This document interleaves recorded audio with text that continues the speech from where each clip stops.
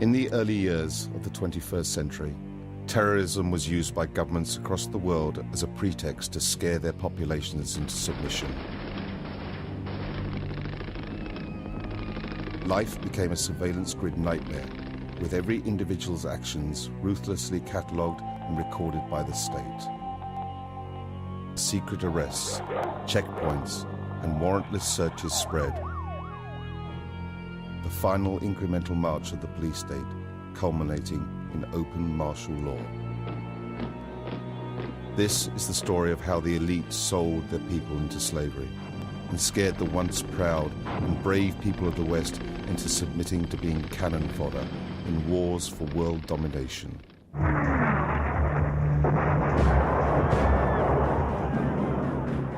Our enemies have made clear the danger they pose to our security. We're just right outside the security perimeter at this national security event in New York City, just a few hundred yards away from Madison Square Garden, where at least 10,000 police are stationed, supposedly providing security for the Republican National Convention and all the delegates and media that are going to be here. Sadly, we live in a world where, for the foreseeable future, you're going to have to provide security all the time. Who do you work for? Well, you need to tell us. I mean, this is a free country. Officer, can you tell me this guy's badge number? Secret police just covers his badge up.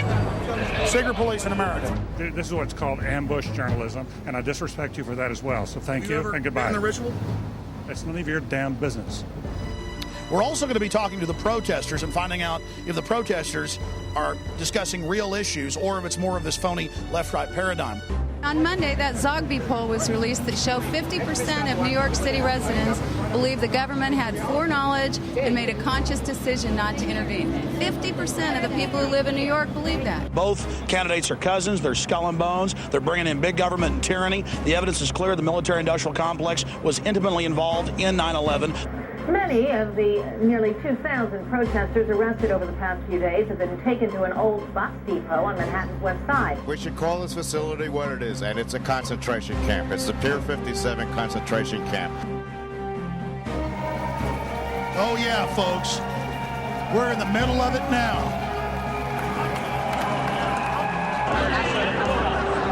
Stop exploiting the 9/11 tragedy! Ladies and gentlemen, here is your Fuji-sponsored surveillance blimp. Rollback of our civil liberties, just like them telling us we can't stand on the sidewalk here. Yeah, we can. We went to court and we can. The Republicans are here and taking advantage of the 3,000 people that died right behind me for their own selfish politics, and it's very sad. He is a man of perseverance. He is a man of inner strength. He is a leader who doesn't flinch, who doesn't waver, who does not back down. On September 11th, America was attacked. Suddenly, on September 12th, according to John Ashcroft and George Bush, 270 million Americans became the suspects. Hey, Michael, why don't you talk about NORAD standing down?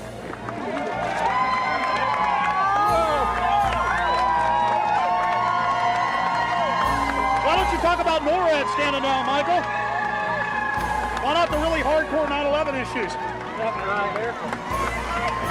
My friends, this is totally surreal. I'm in the middle of police, machine guns, high-tech sound weapons that are being used in Iraq. And the would-be dictator is on the radio. I'm in the middle of New York City. It's a hellhole of surveillance and police state. And the Bill of Rights being torched, being destroyed. If you're here at 11:35, they will arrest you.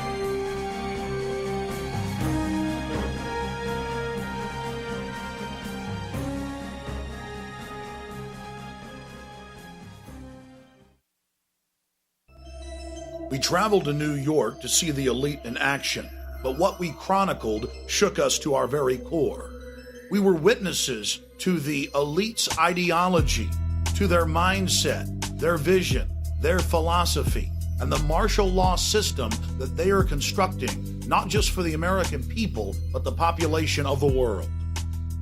We're just right outside the security perimeter at this national security event in New York City, just a few hundred yards away from Madison Square Garden, where in just a few hours they'll be starting up the official coronation, Skull and Bones coronation part 2 for John Kerry's cousin, George W. Bush, right here in New York City. We'll chronicle the police state, the surveillance blimps, the sound wave cannons, and we'll discuss 9/11 with New Yorkers by traveling to Ground Zero and find out how many of them are questioning the official story that has holes in it that you can fly a 747 through.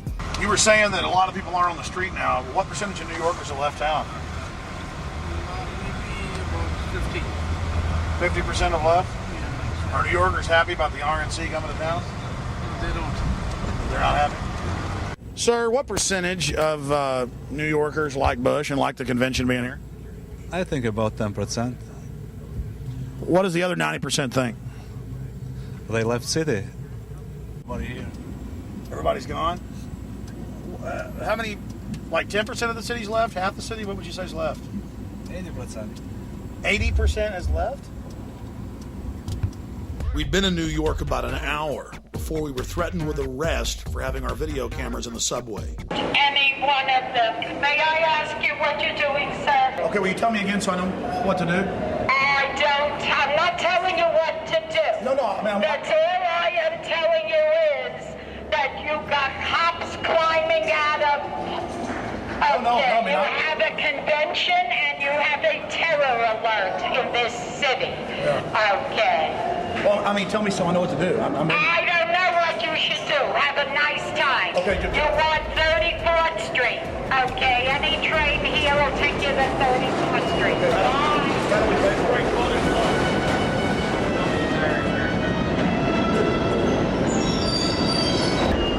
We were then threatened a second time with arrest for filming on the New York subway. And a woman who was separate from our group had her film camera taken, smashed, and the film destroyed. The footage you're about to see was shot clandestinely as the police took action against us. I got to talk to her because she took a picture. You have idea? I can't get arrested. I can't. Let's not shed a tear over this now. Why are we playing games? John, you're a witness to what just happened. What did we do? We took a picture of a homeless person, felt sorry for her, and gave her some money. And then we were promptly almost arrested by Port Authority police in a subway. The police had been arresting reporters across the city, and a judge had ordered them to stop, but that just seemed to encourage them.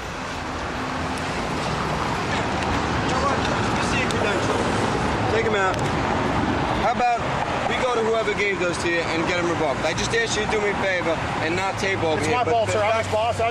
Listen, first of all, I'm talking. I don't need you to interrupt me while I'm talking. Yes, all right? Okay. And I just got finished telling him that I don't want him taping over here nicely to go over to the island. Were you here when I said that? No, I was. So why are you interrupting me now? I said it's my fault. How is it your fault if you're not here? All right? How about we just leave? That would be a great idea. Okay. Why don't you leave? Okay. Did you get that? Oh, yeah. I've almost been arrested 3 times every day, anywhere in the city videotaping anything. It is an absolute nightmare. Hey, guys, get your cameras on. Yeah, what's going on? Okay, let me have well, number one. Hey, we're allowed to be here. Folks, this is martial law. Sir, how many police were in New York? 40,000. That's a huge army. It is. I think we need more police. There's not enough police. Maybe we need 100 million police. How about 50 cops for every New Yorker? How's that sound? Oh, no, it's a little bit too outrageous.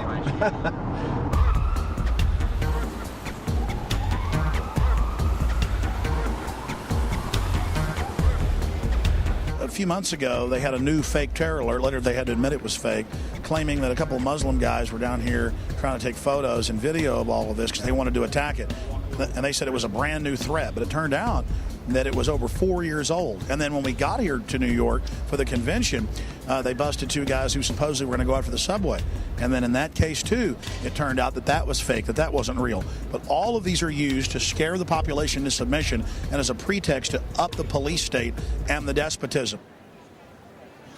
Straight out of The Running Man, right here in New York, we have police state surveillance blimps that are sponsored by Fujifilm. This is only the beginning. In the future, every major city will have a high-altitude blimp tethered to a cable with ground-penetrating radar that looks right through your walls and gives the government a black and white image of the inside of your home. This entire war on terror is truly a pretext to launch a military-industrial complex takeover of the entire society. Everything is now going to shift into prisons and surveillance and security. We're going out of the free market economy into the fascist economy. The elite has used socialism to consolidate the people's wealth. Now that it's under their control, they're going to phase out all of the programs for the population, and it's all going to corporate welfare. This is the new America. Sound weapons, police in black ski masks with automatic machine guns, and yes, helicopters swarming around surveillance blimps right here in New York City. And only in the new corporate fascist America would we have a blimp for police state purposes that is sponsored by a major company. And we found out that Fuji gave free bikes to all the police, and guess why? They sold the U.S. government, a bunch of different city governments, or trying to sell other city governments, these high-tech imaging systems, these face scanning systems to recognize who we are. So our face becomes the national ID card, and Fuji is on the cutting edge of that. In the past, football teams had sponsors, or baseball teams. Then it was named stadiums after phone companies, Southwestern Bell, Nextel. Now we have the Fuji-sponsored NYPD blimp. Follow the blimp. The blimp just flew over. Yeah, follow that blimp. Don't lose it. They're using that blimp for surveillance. We always know where the protests are at. There it is, sir. Follow that blimp. No, Luis, but what do you know I can say about it? What do you guys think of the new security blimp? It's nice. I want to know how you get qualified to drive the blimp. It says Fuji and NYPD. Yes, it does. I want to go to blimp school because I want to fly the blimp. So is Fuji now with the police department, or are you guys renting it? I think we're renting it. You know, renting the balloon. Yeah, believe it or not, right? I heard a story that the police, in some of their helmets, have cameras. That I never heard. I saw it on Fox. Yeah, that's kind of crazy. What about the big sound wave guns? Where are those? I haven't. That I know nothing about. Did you hear about those? No, I didn't. Did you hear about how they got the sound? I can't comment on anything like that. Well, it was in the newspaper. I can't comment. I'm not allowed to comment on anything like that. On the, what are they called? The frequency? I don't know what they're called. But you can't comment on them? No. You're not. You can either confirm or deny.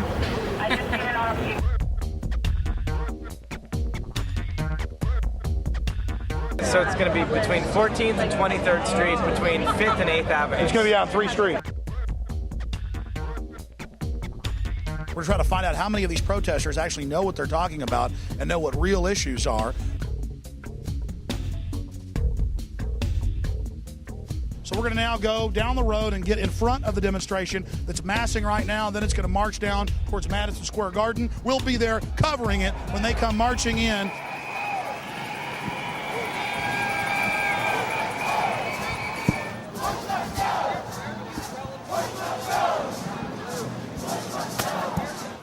Sir, what do you think about the whole official 9/11 story?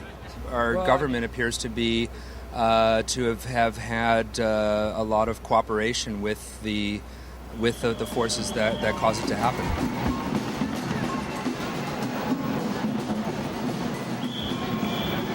But I'm here to tell the world that Bush is wrong. He's a liar. He's evil. He's consolidated power in a way that is, it's bad.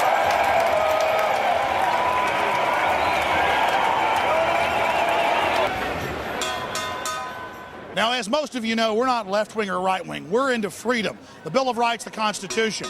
And whether it was Bill Clinton or George Bush, those freedoms are being destroyed. Under Bush, it's all accelerated.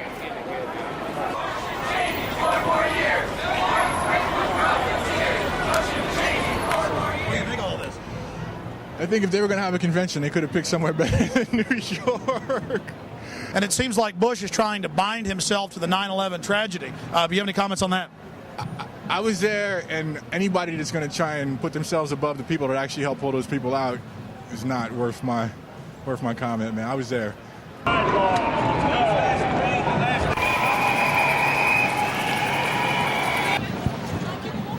How's the convention going? Convention's going good, no problems. Everything's good. I heard some anarchists, though, were burning a dragon or a paper dragon. Not over here. Everything's quiet, you know? Everything's so far so good. What's the blimp doing? Just keeping an eye on things, I guess. I love being a puppet for the New World Order. They will be my slaves. I am the mini-me of Lord Bush. Oh, it feels so good. I'm enslaving them and destroying the Bill of Rights. Oh, it's so powerful. I will soon rule everything. Oh, yes. We've been talking to a lot of the protesters, and most of them say Bush bad, Kerry good. The problem is Bush and Kerry are cousins. Kerry's for the war. And one of the few signs that we've seen that is exposing that both of them work for the same people and are part of a false choice is this communist revolution sign. But you know, I go back to 1958 when Eisenhower called Fidel Castro the Abraham Lincoln of Latin America. And so the problem is that it was actually the big central banks at the turn of the last century that created communism as a way to try to con the serfs back into serfdom. So again, another false choice is what we have here. Bush-Kerry equals more war. I agree. They're corporate fascists. It's all true. But then the corporate fascists have funded this as their counter-revolution control valve. This is the true complexity that we're facing. And until we figure that out, we're going to lose all our freedoms, and they're going to keep winning. How you doing, ma'am?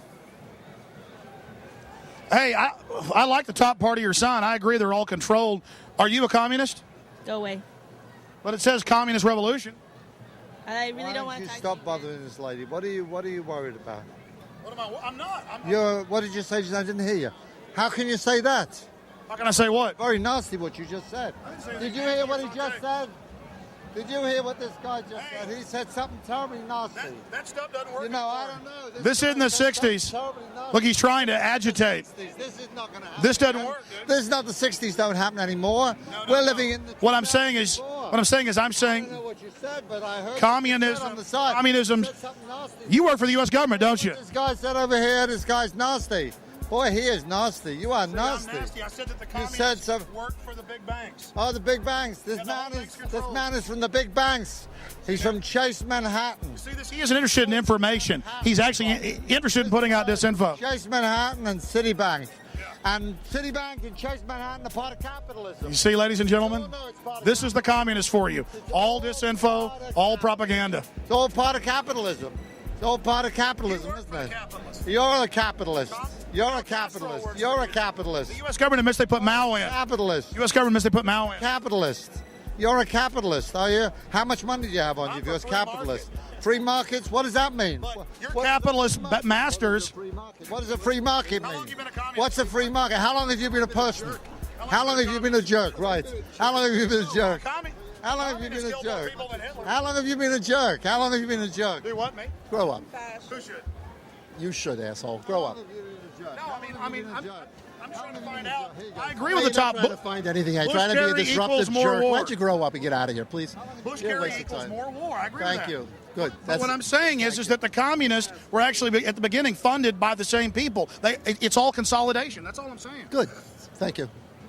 So you guys don't care about facts. It's all just disinfo. Good. Thank you. Yeah. Sounds good to me. Thanks. So you don't care that Stalin killed 50 million people? So, yeah. So go ahead. So what else? So you don't care? So who are you? Who did you kill? How many people did you kill? No one. But your ideas killed millions and millions and millions. Capitalism. No, you're a capitalist. You're a pro-capitalist. That's for blood, right? She wishes we were dead right there. This is the one?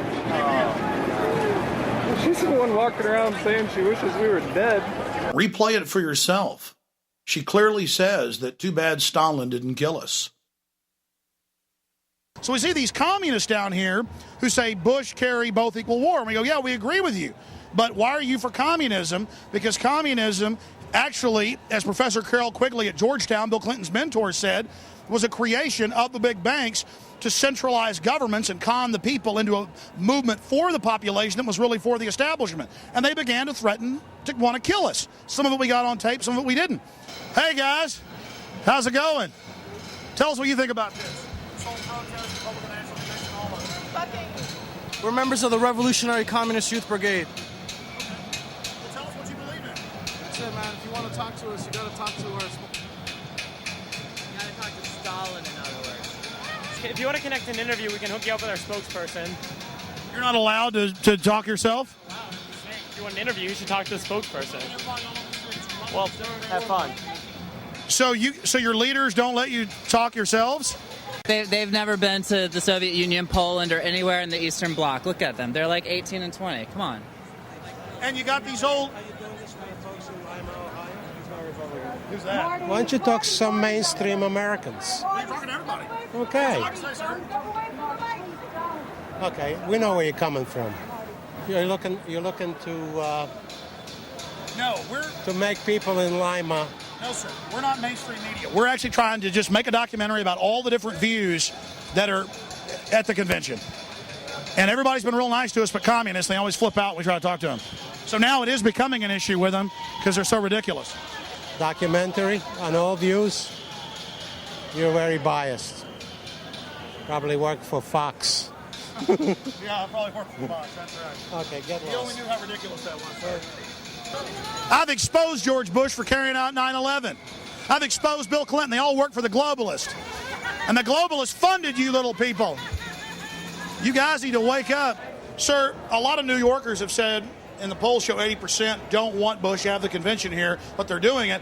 And some people say that he's being opportunistic, trying to associate himself with 9/11. I disagree entirely. I think this is the perfect venue for Bush and the RNC to hold this event. I mean, New York City is a world capital place, big focus in New York from the rest of America, and I think it's a perfect venue irrespective of your party leanings. Have you seen any of the protesters while you've been in town, and what do you think of them if you have? Well, we've seen a few of them. Mostly, of course, they're kept away from the delegates.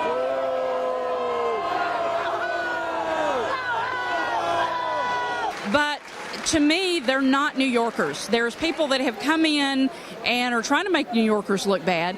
They're a bunch of young kids. I'm wondering how many of those that are out there protesting, one, know what they're voting about, what they're protesting about, and two, are they going to even vote when it comes to the line? A lot of them are good people and have some legitimate issues, and I've seen people who aren't doing anything, whole streets just scooped up and arrested, and then they brought them out to the dock out there in an old condemned building with asbestos, it's admitted, and have 2,000 of them in there, no air conditioning and cages inside a kind of a Guantanamo camp.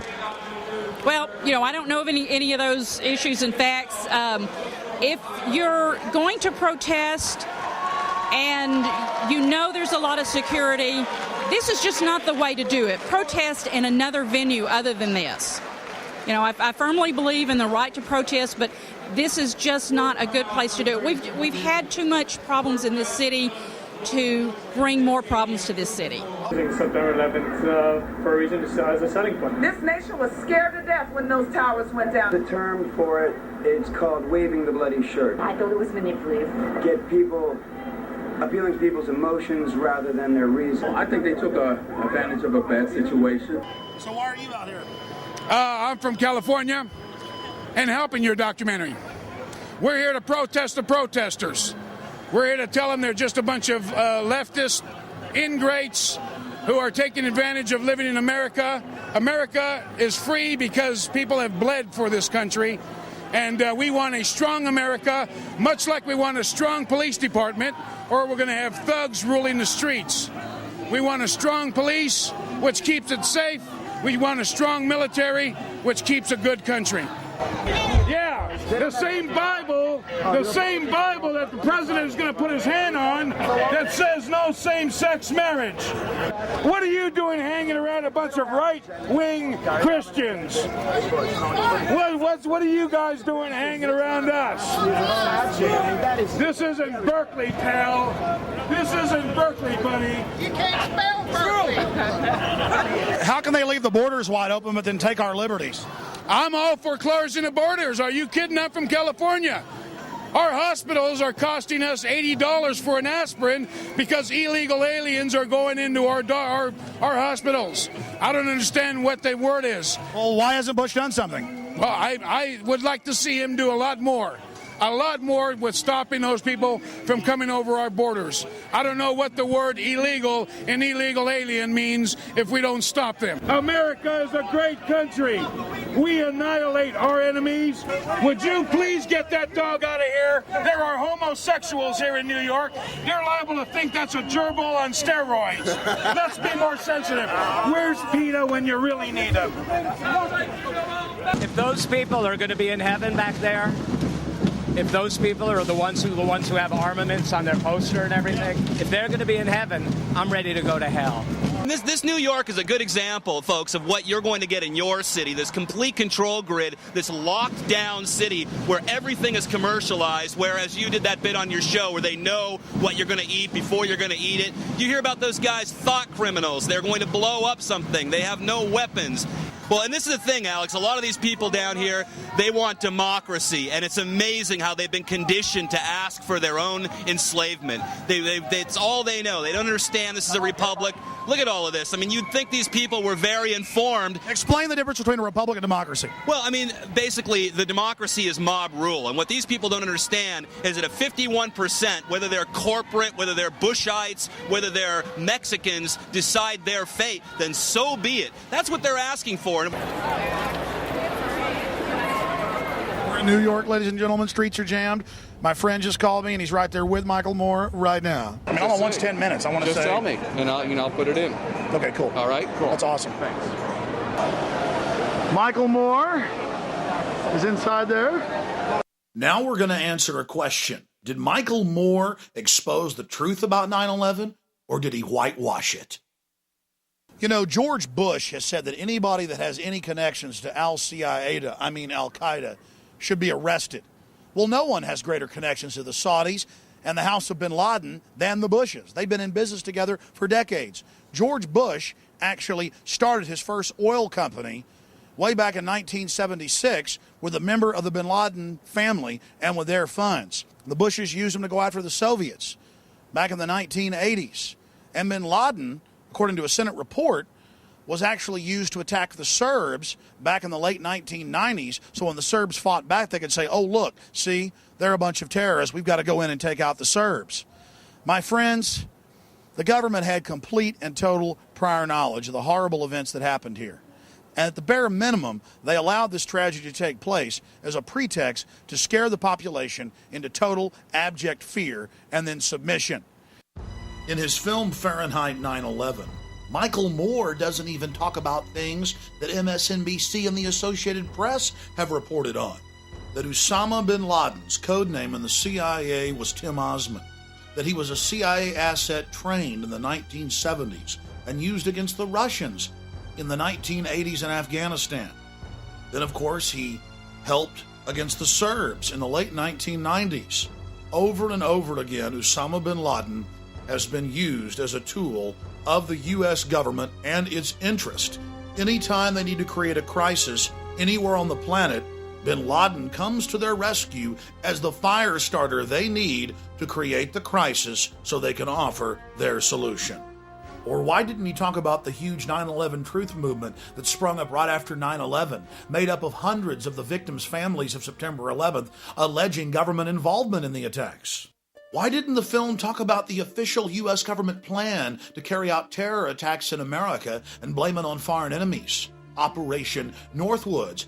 It even called for hijacking jets by remote control and crashing them, bombing D.C., committing sniper attacks. No, Michael Moore didn't discuss this. Something ABC News and the Baltimore Sun were willing to do, Michael Moore wouldn't get near. Or did you know that it's admitted fact that public officials, federal, state, and local across the land, were called by the White House in the days before 9/11 and told not to fly to New York on the day of September 11th? Mayor Willie Brown of San Francisco was called by the White House and told, don't fly to New York on the morning of September 11th. He was called September 10th. Why didn't Moore talk about this? John Ashcroft, the Attorney General, just a few weeks before September 11th, stopped flying commercial, citing a hijacker risk. Most shocking of all, The Joint Chiefs of Staff had a scheduled meeting in New York City on September 11th. But the day before, because of a, quote, warning, they canceled their trip to New York City. They even told MSNBC this, but it's still somewhat of a public secret, and Michael Moore isn't talking about it. Author Salman Rushdie was warned by the FAA not to fly to New York on the morning of September 11th as well. It was reported by the Times of London. We have the San Francisco Chronicle, MSNBC, the Associated Press reporting all of this. But still, the average American has been kept in the dark because it's never made the nightly news, and it's certainly never been talked about by Michael Moore. And there was no mention of the fact that NORAD stood down for the first time in its 50-year history. To their credit, something that Michael Moore and the mainstream media did get right was that in the 3 days after September 11, 2001, over 160 members of Osama bin Laden's family were flown out of the country to Saudi Arabia. This at a time when all commercial and private air traffic was grounded by the Pentagon. But that wasn't the only airlift. Seymour Hersh first broke the story at the New Yorker magazine about the airlift of evil. It was then picked up by major publications, but, well, forgotten into the memory hole. At the end of the 3-week-long Afghan war in Afghanistan, 8,000 Taliban and al-Qaeda leaders were loaded on U.S. government C-130s and flown out to Pakistan to safety. It had been their job to stir up the phony crisis in Afghanistan and then give George W. the fake victory. You see, it was a staged war. And this is one of the other big smoking guns of 9/11 government involvement that we're all supposed to forget about. Oh, the government admits they flew him out to safety, but Fox News said it was an accident. Yes, 8,000 Taliban and al-Qaeda cream the leaders being flown out to safety. And top generals were told to release Taliban generals. They were told, let them go. And some of the generals got angry and went public. The FBI has gone public, as well as the CIA. They've even leaked the orders, like W199I, where George Bush ordered them to back off Osama bin Laden and his family. In fact, they even fired some agents that refused to follow their orders. There were red flags everywhere. Everyone knew that the attack was coming. That's why so many public officials didn't go to New York. But months before, there was the Bush administration frustrating the investigations, ordering the agents off the cases, ensuring that the attacks would go forward. Then there were the media reports by respected institutions, backed up by hospital officials at the American hospital in Dubai, Pakistan, of Osama bin Laden meeting with the CIA Middle East section chief for 10 days in July of 2001, months before September 11th. The question is, what was the CIA doing meeting with Osama bin Laden? Getting their story straight? Well, look, 2.5 years ago, I said that Bush was in business with the bin Ladens. Now, FBI agents have gone on C-SPAN and said it. Okay? I mean, it was in the Miami newspapers that they were flying the bin Ladens out. And I'd read it on my radio show, and people call it a conspiracy. It was in the Miami newspapers 2 days after 9/11. They got photos of them flying the bin Ladens out of the country when you and I were not allowed to fly. Bush and his family got their first money for Bush's Arbusto oil down in Texas from the bin Laden family. FBI agent Robert Wright at the National Press Club went up there and said, I've been threatened with arrest. If I tell you what I know, here's a letter from the Justice Department. All I can tell you is the Bushes vacation with the bin Ladens. How many of you know that the supposed hijackers, it turned out 7 of them are still alive? That's the BBC. So there we were in New York just wanting to talk to Michael Moore and ask him, why didn't you talk about these really important issues, these central issues?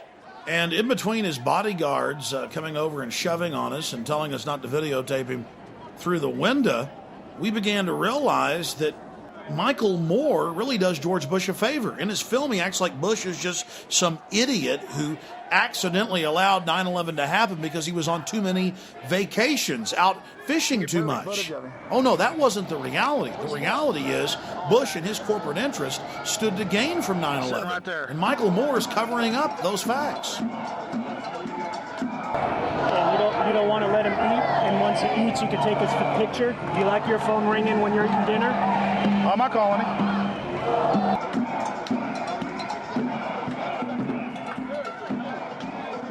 In reality, Mr. Moore had just completed his photo op for just a few minutes, marching at the head of the parade with other genuine establishment libs like Jesse Jackson. Then he ducked into the taco bar, had the general public thrown out, and began, well, gobbling. And I wonder what he was thinking while he was eating. Man, are they going to catch on to me? As the hours went by, are they going to find out that I'm really a fake and a corporate shill that flies around in a corporate jet? All those years I chased the corporate bigwigs around and was thrown out of office buildings and stood outside restaurants, and now I've become what I always said I hated. Or maybe I was always what I claimed I hated. Yes, Mr. Moore, we have nothing against you, but you made a film where you claim that you exposed George Bush. You gave him aid and comfort. You covered up the reality of premeditated involvement in 9/11 and played into that popular little folky image of Bush the idiot elf. Bush is a puppet for a hardcore global crime syndicate setting up a world government and turning America into a high-tech police state. But I guess, though, it won't matter to people like you. You'll have a fake war to fight, while all the time you're truly covering up the real political paradigm. Big paper and all that Norwegian business there. Did he already sneak out? He's not. Out that way? He's gone. How many bodyguards does Michael Moore have? I can check. Pero aquel digo que definitivamente tiran ver allí. Vamos a ir. Hey, Michael, why don't you talk about NORAD standing down?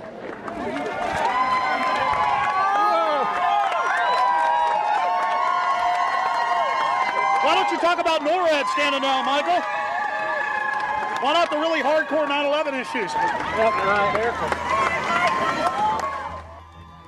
Michael Moore and the controlled opposition like him may be afraid to even scratch the surface of 9/11, but we're not. We're going to go to the rock bottom of this horrible event and expose who truly perpetrated it, because the future of America and free humanity hangs in the balance.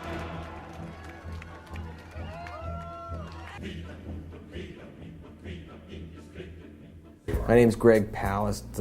I report for BBC Television. I was a writer for the Guardian newspapers, the main paper of Europe. The way they're covering protests here, let's see, there was a picture in the New York Times of a scantily clad woman who was listed as a young communist poet. Let's see, there was a AIDS protester, who looks scary and spooky and is about to infect the rest of America shown. But you don't have what we're literally hundreds of thousands of average people just saying, we're fed up and we dissent and we don't like what's going on. Why don't you listen to us? That's what people are saying. Listen to us.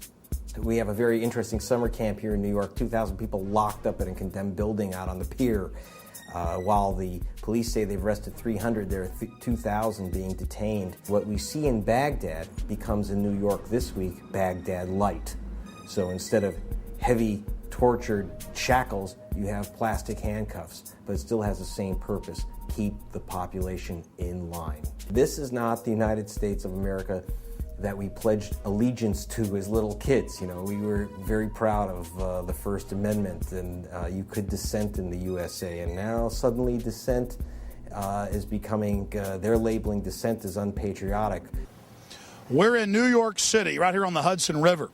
And this condemned former bus station where they stored the buses is being used to hold over 2,000 protesters. And they admit that they randomly set up fences and scoop up whole crowds of people and then take them here. And for over 3 days, they've not let people talk to lawyers, call out, talk to their families. Some have been released. Some have gone to the hospital with rashes over their entire bodies. This building is condemned. The city admits it.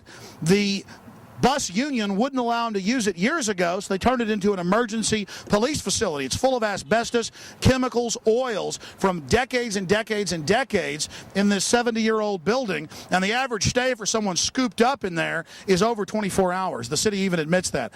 Many of the nearly 2,000 protesters arrested over the past few days have been taken to an old bus depot on Manhattan's West Side.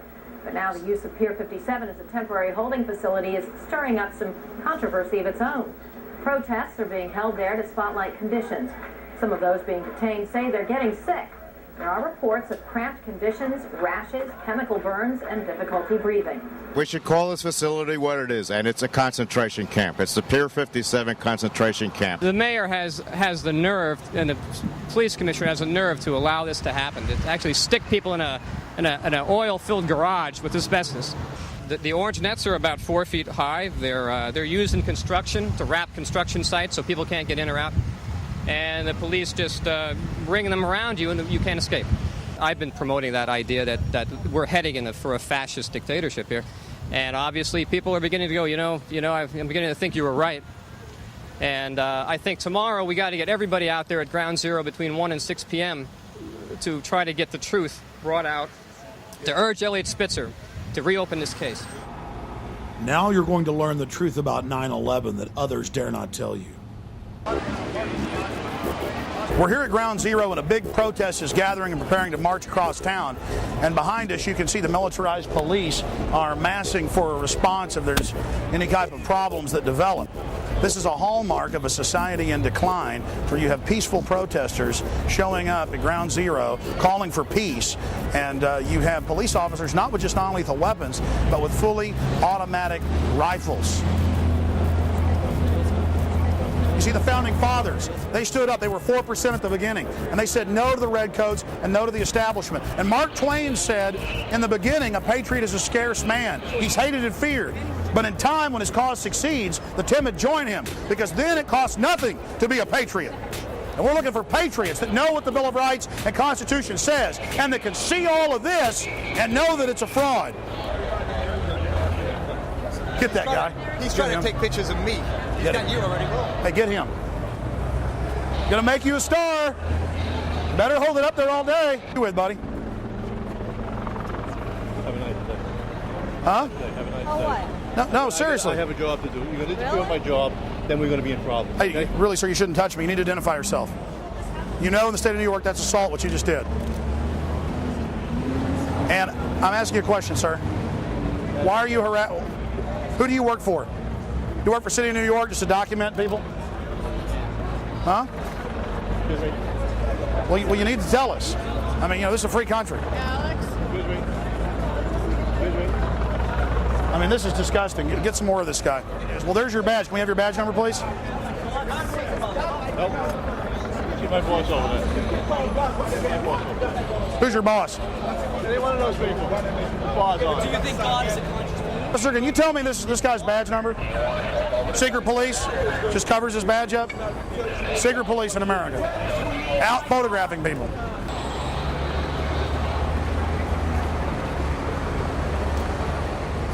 That's the shot.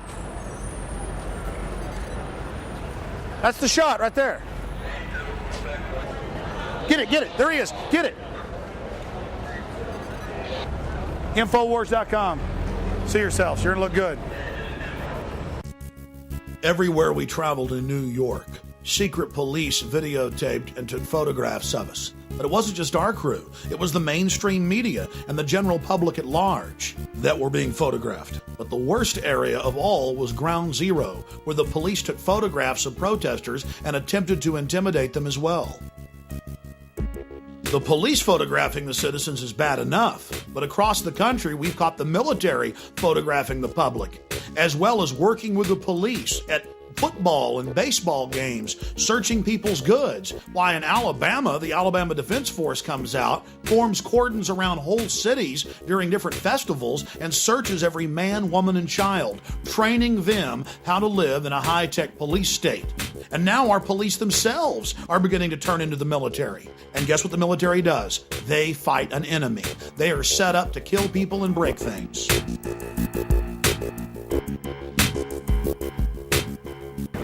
Susan, back to Sir, I just wanted to say that. Well, we're going to leave it at that. Thanks very much. We'll be back outside Madison Square Garden in a few minutes. And Susan, of course, the floor is empty, but they're here, and lest we be accused of not hearing all voices. We cut you off a moment ago. This is Alex Jones from Austin, Texas, a radio talk show host. Yes, sir, with Infowars.com. Both candidates are cousins. They're skull and bones. They're bringing in big government and tyranny. The evidence is clear. The military-industrial complex was intimately involved in 9/11. The commission is a complete fraud. We're losing our freedoms. Both parties are controlled. And if we don't wake up and stand up and speak out, this country's going to be destroyed. Giving up liberty only gives us tyranny. It does not give us security. And I hope that everybody out there wakes up to this and realizes that America is America because we have the Bill of Rights and Constitution. Everybody should investigate 9/11 and find out who's really behind it. It's Bush's and the New World Order's Reichstag. And his cousin Kerry isn't going to save you either. Thank you, PrisonPlanet.com. Alex Jones. There's been an almost total media blackout on the fact that most of the 9/11 victims' families are angry at the government and believe that they had prior knowledge or were involved. But they couldn't cover it up when families came to New York for the 9/11 Commission and got in Giuliani's face. Let's ask some real questions. Is that unfair? And what about the bunker? You didn't ask them about the bunker, the Office of Emergency Management bunker on fire? We are getting ready for the next panel. Remember this. Your government funded and trained Al-Qaeda. Repeat it again. Your government funded and trained Al-Qaeda. 3,000 people murdered does not mean leadership. We thank you It means a vacuum very of much for leadership. your Let us help, your ask leadership, real questions. and your cooperation. Here's another thing the media continually buries. Giuliani got rid of all the evidence, all the steel from the Twin Towers. He immediately shipped it off. Giuliani's a former U.S. prosecutor. He knows a thing about keeping the evidence in a crime scene. And Giuliani suddenly got rid of every piece of evidence. He melted down all the steel, and the media didn't report it. That's not interesting. The families had to go testify to Congress to say, FEMA, you got to stop Giuliani from doing this. They tried to get Congress to stop Giuliani, and Giuliani said, I didn't know anybody wanted me to keep any of the evidence. Well, my simple message is this. Again, Americans, wake up. You know your media lies to you every day. Your government has on record for hundreds of years lying to you every day. That's all I ask. Wake up, pay a little more attention, and don't believe anything you read in the papers. How many times have we caught them lying to us? Yeah, how many? Well, they just closed the Office of Disinformation, didn't they? Why isn't that Zogby poll headline news today? Yeah, why isn't that Zogby poll headline news? It should be. Because every media in the country got it. Zogby sent it out to everyone. What are you going to do when 92% think like us? Well, why isn't the media talking about that? That's a big deal that a majority of New Yorkers believe what we believe in the new major Zogby poll. Why isn't that a major issue? And what is the establishment going to do when everybody thinks like we do? And on Monday, that Zogby poll was released that showed 50% of New York City residents believe the government had foreknowledge and made a conscious decision not to intervene. 50% of the people who live in New York believe that. Well, it's time for a serious investigation. Then CNN conducted its own poll on Anderson Cooper's program 360. After an hour-long show where he and others demonized members of the 9/11 skeptics movement, they conducted their own poll, and an amazing 90% of respondents out of over 7,000 believe that there was a U.S. government cover-up. All of the people involved in the cover-up of September 11th have gotten wealthy off of it or gotten even richer. And then now, September 11th is being used to kill our freedoms, to destroy what America is built on, what America is supposed to really be about. Most of my friends have questions about what happened on 9/11, and we'd like to know answers. And we're very disappointed in President Bush's reaction to 9/11. My name is Les. Live here in New York City, and I'm part of a contingent that has vigils here at Ground Zero every Saturday. We've been doing it since January, actually. And I've seen a lot of interesting things, heard a lot of interesting things from people. A few just happened today. A woman came up saying that her family received a phone call from a family friend. She was told by this family friend on September 10th, the family friend was a Navy SEAL, told not to show up in Lower Manhattan tomorrow, which was, of course, the 11th. There's going to be a major event. MSNBC investigated the hundreds of reports of individuals in the towers being told not to go to work that day or being told to get out early that morning. And they found out that, yes, it was not an urban legend. It was true. They found hundreds and hundreds and hundreds of witnesses. And then the Israeli instant messaging company, Odago, admitted publicly, told Haaretz, one of the biggest papers in Israel, that yes, they got a warning and instant messaged hundreds of their employees in the towers and told them to leave the building 4 hours before the planes slammed into it.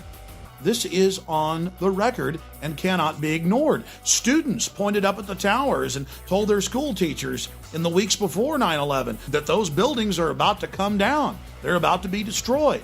And then on top of this, we have the public officials being warned. Total evidence of prior knowledge. And while we were in New York, we talked to dozens of eyewitnesses who had been personally warned themselves, but were afraid to come public. Some have been told to keep their mouths shut.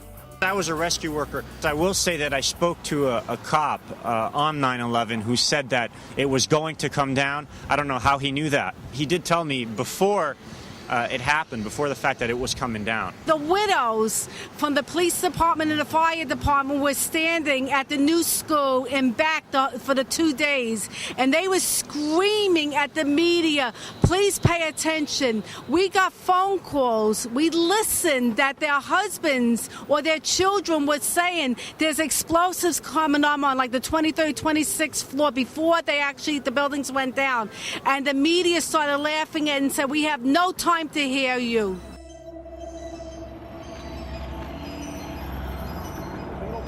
Larry Silverstein originally owned Building 7, and a few months before 9/11, he bought the entire complex, all 7 of the buildings, and then he took out a record insurance policy on them. Building 7 and what happened to it is so important because the official story is 2 jets flew into the buildings, we all agree on that, and that their jet fuel caused the steel to melt and caused them to collapse. But then we look at Building 7, which was the furthest away of any of these buildings from Tower 1 and 2, and it wasn't even damaged, but later that afternoon caught on fire. Now they've rebuilt Building 7. Here's Tower 1 and 2. Obviously, you all know those were hit by jet aircraft. And then we have Building 7, the furthest away from all the other buildings. Building 7 was 47 stories tall. Building 7 was not hit by an aircraft. Building 7 did not catch fire from these buildings. But later in the afternoon, mysteriously, it caught on fire. And then after 4:30 p.m., the firefighters told everybody to get back. They were, quote, going to pull the building, the demolition term for demolishing one. They told Associated Press reporters, get back, we're going to pull it. And this building that wasn't hit by a plane, that had no damage to it, collapsed symmetrically. Building 7 was a block away where my hand is. But the red flashing square is where Bankers Trust still stands today. It had Tower 1 fall onto it, but just had light damage. The owner, Larry Silverstein, of the entire complex, got on TV and said that they had blown up Building 7. He said they pulled it, demolition. Well, Silverstein owned them all. Oh, Silverstein owned all the buildings. Yeah. How many buildings are gone? All of them. How many is that? That's right. That plane wasn't, that building wasn't hit by a plane. 9 buildings are gone. Yeah. Thousands of people lost their lives. That building. Hundreds more. No. And there's an official U.S. government plan to carry out the attacks. He imploded that building on himself. He admitted it. He said it on television. He brought that building out. Yes. Larry Silverstein. So you understand? Larry Silverstein on America Rebuilding on PBS said that they blew up Building 7. Building up 7. Even though. Hey, he saw it. Did you see it on PBS? Yeah, he pulled it. He said on PBS, he said, we pulled the building. PBS. Oh, yeah, he pulled the building. Pelted by debris when the North Tower collapsed. 7 burned until late afternoon, allowing occupants to evacuate to safety. I remember getting a call from the fire department commander telling me that they were not sure they were going to be able to contain the fire. And I said, we've had such terrible loss of life. Maybe the smartest thing to do is pull it. And they made that decision to pull, and then we watched the building collapse.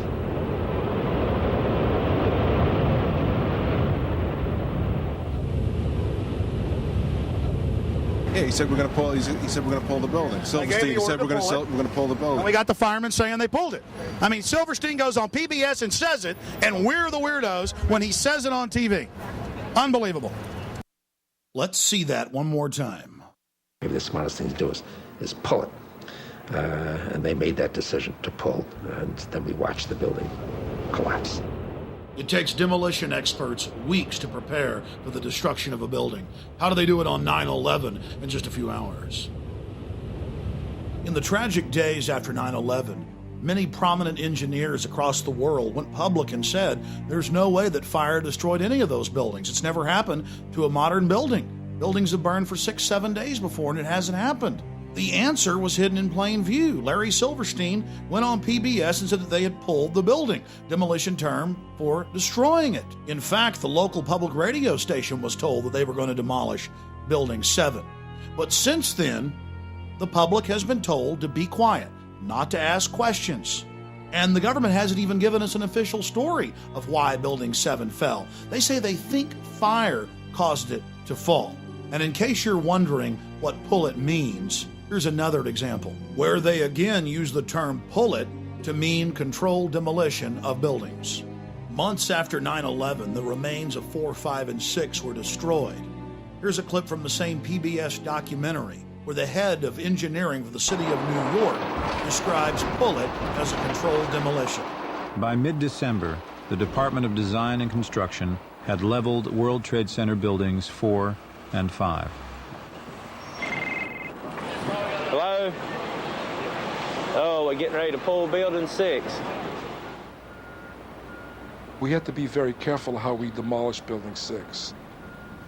We were worried about the Building 6 coming down and then damaging the slurry wall, so we wanted that particular building to fall within a certain area. There's a certain excitement in the air of bringing the last structure down at the World Trade Center.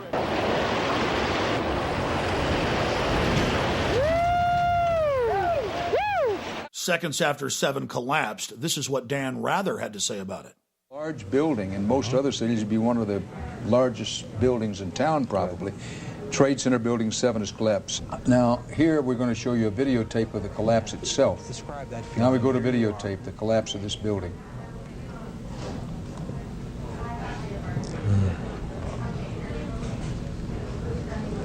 It's amazing. Amazing, incredible, pick your word. For the third time today, it's reminiscent of those pictures we've all seen too much on television before, when a building was deliberately destroyed by well-placed dynamite to knock it down.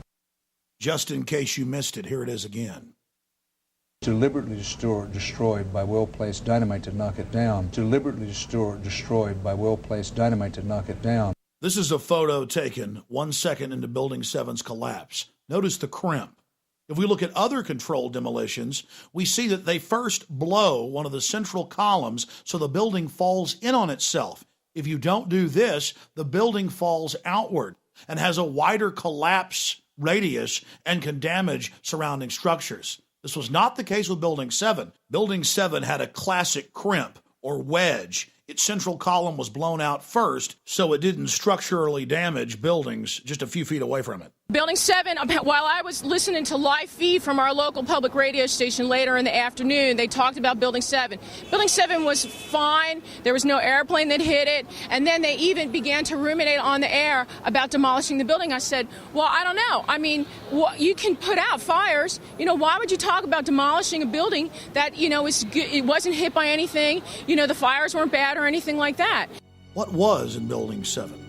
Well, the Department of Defense, the Central Intelligence Agency, FEMA, U.S. Secret Service, Securities and Exchange Commission, and the city's main command bunker, overseeing the entire operation. That's what was in Building 7, a structure that was over-engineered, that could stand thousands and thousands and thousands of degrees of temperature for days if need be. But it collapsed in just a few seconds. Here we are, smack dab, right in the middle of Silverstein Properties. In the next few minutes, we're going to talk about Mr. Silverstein and go over the history of the World Trade Center complex and some very serious questions that need to be answered. You know, it's interesting to note that Larry Silverstein bought this building many, many years ago. This was the only building he bought in the complex. But 2 months before 9/11, he bought the entire complex, all 7 buildings, and took out a record insurance policy on them for over $3 billion, which he's now been paid. In fact, he tried to get even more. He wanted $7 billion on an original $200 million investment that they made on the entire complex when he leased the whole structure. Mr. Silverstein did quite nicely in his investment. Also, Mr. Silverstein, quote, with a shadowy group of investors, according to the Chicago Tribune, just bought the Sears Tower, one of the next big targets the government's been saying. We hope and pray that nothing ever bad happens, and that's why we're here exposing who may have motives in not stopping further events. The command center for Rudolph Giuliani was in this building. Rudolph Giuliani had his command bunker in this structure, and so did the CIA. It wasn't just the city of New York. The CIA, the FBI were all based in this building. And Rudolph Giuliani told ABC News that he got a call that morning about 8 hours before this collapse, before a fire even started, and was told, get out of Building 7. And he left to a FEMA command base that had already been set up the night before, which he's now admitted in congressional testimony, right down the street by the harbor. A lot of interesting timing. And since 9/11, Giuliani's gone into the terror fighting business, and he's made hundreds of millions of dollars with Giuliani and Associates. Interesting. And then, of course, we have George Bush's youngest brother, Marvin Bush, running security on the complex.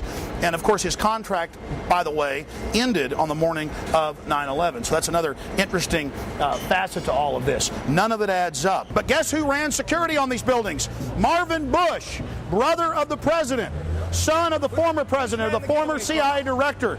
Marvin Bush ran security for this whole complex. And guess when his 2-year contract ended? This is the Associated Press on September 11th. And where did the media pick up on this story? From Barbara Bush's own memoir, Reflections. She wrote about it in the book. Then you have the firefighters telling Associated Press reporters to get back, to get away from the building, that Building 7 was about to come down. And then it magically did come down. And then the University of New York and the U.S. Geological Survey, federal and state, both seismographs picked up explosions going off, the classical pattern of a controlled demolition. He said that they made the decision on the afternoon of 9/11 to go ahead and pull or demolish Building 7, and that they gave the order and watched the building go down. Building 7 is further away from the towers and was not hit by planes. It's further away from the towers than buildings right across the street like the Millennium Hilton and others. So if your building's owned by Larry Silverstein, it collapses because he's got a big fat insurance policy. But if your building's closer and owned by somebody else, it doesn't get damaged at all. Why is the story of Building 7 so important? Why have we spent so much time on it? Because the official story is that the 2 planes that hit Tower 1 and 2, the big 110-story buildings, caused them to collapse, even though a modern steel building had never collapsed from fire. But then we have Building 7 that was further away than any of the buildings in the complex that later in the afternoon got a few small fires in it and collapsed. Now they have almost rebuilt Building 7 on the exact same spot. And look, buildings right next to it, even though it collapsed on fire, didn't even get that much damage. And then we have this huge building that was right beside Tower 1 and 2 that was hit by giant chunks of the building that did catch on fire, but nothing collapsed. The difference between that building and the new Building 7 is that Larry Silverstein